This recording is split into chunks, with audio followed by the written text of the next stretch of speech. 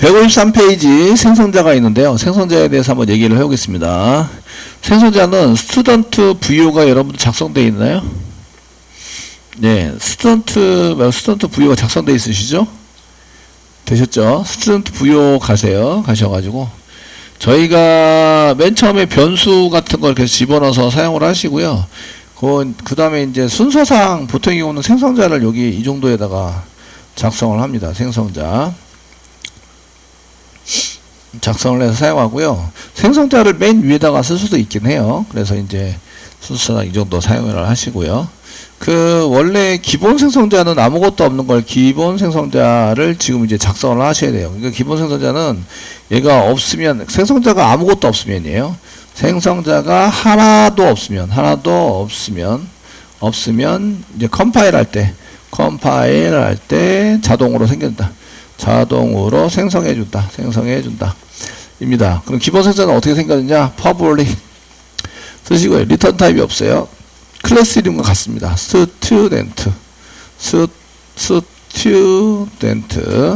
VO 이렇게 클래스 이름과 같고요. 중괄호 열고 가로 열고 가로 닫고 중괄호 열고 중괄호 닫고 이렇게 되나? 됐습니다.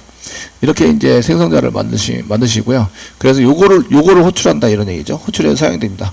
이 안에 아무것도 없어요. 그래서 아무것도 없어서 그냥 중괄호 열고 중괄호 닫고 이렇게 붙여두기도 합니다. 어차피 이제 한 수니까. 요 기본 생성자예요. 생성자. 아시겠죠? 이렇게 만들면 여기 이제 메인에서 우리가 이제 기본 생성자 생성을 했습니다. 이때 오리가 안 나요. 오리가 안 나죠? 되셨나요?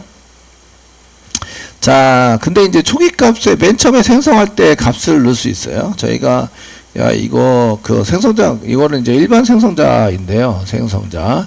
얘는 초기 값 세팅할 때 처음 생성하면서 초기 값 세팅을 할 때 생성자를 사용하시게 됩니다. 그래서 위에 있는 거랑 동일하신데 동일하세요. 가로 열고 닫고 사이에다가 이제 저희가 뭔가를 넣을 거예요. 그래서 엔터를 집어넣고요.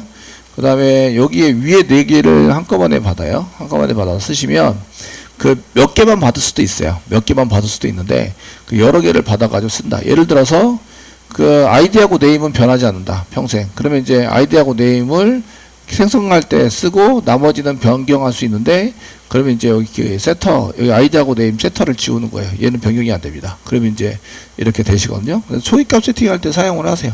그래서 맨 처음에 변수 이름이 int 4개 전부 다 세팅하겠습니다. int student id 콤마 스트링이고요. student name 콤마 인티저고요. grade 콤마 스트링 이고요. 그 다음에 어드레스 콤마를 이용해서 여러 개를 받을 수 있는 거 아시죠? 그래서 이렇게 콤마에서 변수 선언을 했어요. 저장할 수 있는 저장 공간을 만들었고요. 그러면 밖에서 여기다 데이터를 넣어줄 거예요. 그럼 얘를 갖다가 어떻게 하느냐? 위에다가 세팅하는 거예요. this 쓰시고요. student id 이꼬로 sd student id 컨트롤 스페이스바 눌러주시면 이렇게 나오게 되고요. 네, 됐죠? 그 다음에 이것처럼 이제 this 여기 student name도 여기다가 이꼬로 student name 이렇게 해서 이렇게 세미콜론 작성을 하자. this.grade 이꼬로 grade 사용을 하자. 세미콜론 됐죠? this.address 전 대충 나오면 엔터 치고 있어요. 그 다음에 this.address 이렇게 써가지고 세미콜론. 자, 생성할 때 new 하시면서 쓰시는 거예요. 사용 방법은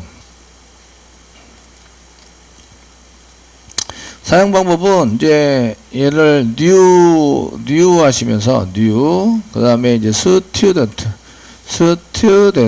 VO 가로 열고 가로 닫고 사이에 여기다가 이제 id 집어넣고 그 다음에 name 집어넣고 그 다음에 grade 집어넣고 그 다음에 어드레스를 집어넣어서 어드레스 이렇게 집어넣어 가지고 코딩을 작성을 해야 한다 이런 얘기예요. 되셨나요? 네, 얘를 호출해서 그러면 데이터 값이 들어가게 된다. 여기 this를 썼네요. 똑같은 데다가 썼기 때문에 왜 이러지태 하면서 경고 내고 있어 가지고 this 어드레스를 꺼내서 this 어드레스에 집어넣는다. 그래서 똑같은 데다 집어넣게 돼서 오류나게 되겠죠? 되셨나요?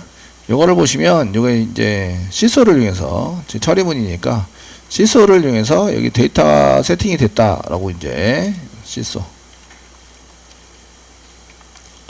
생성자를 이용한 데이터 세팅 완료 이렇게 이제 완료했습니다.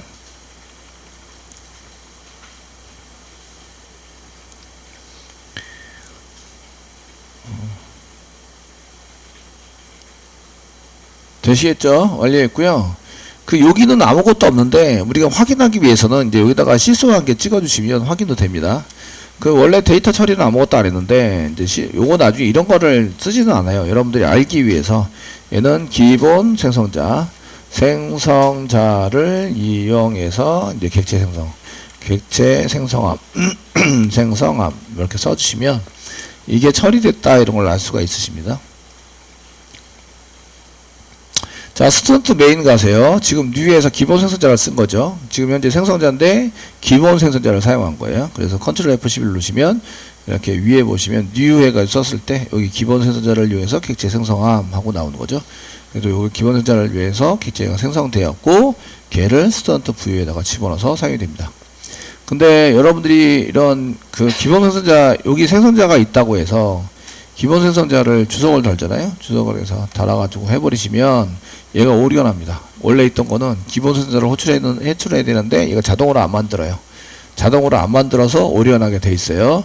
그래서 생성자를 만들 때는 예전에 이런 기본 생성자를 써서 했던 프로그램이 있다면 얘도 포함을 시켜서 이렇게 만들어 주셔야 돼요.